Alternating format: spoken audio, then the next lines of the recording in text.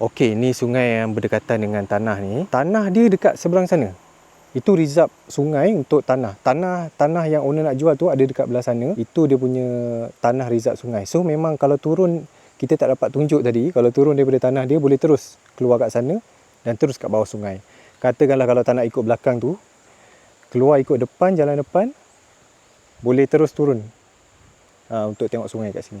Hari ni kita berada di sebidang tanah di Ulu Slim, Perak, tak jauh daripada KL. Bestnya tanah ni freehold open. Maksudnya apa? Siapa pun boleh beli.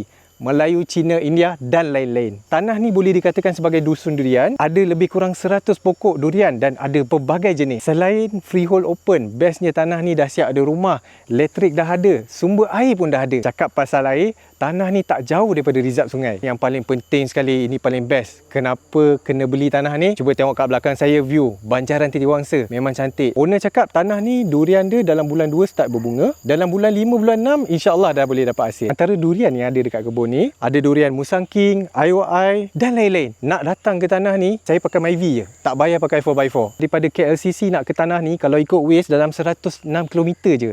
Lebih kurang 1 jam 30 minit. Akses untuk masuk ke tanah macam saya cakap tadi, boleh terus ke jalan. Akses nak ke tanah ni memang senang. Kalau you daripada KL, you boleh masuk ikut tol Behrang and then boleh terus sampai ke tanah ikut Waze. Okey, tadi elektrik, air dah ada. Ni telefon saya 5G.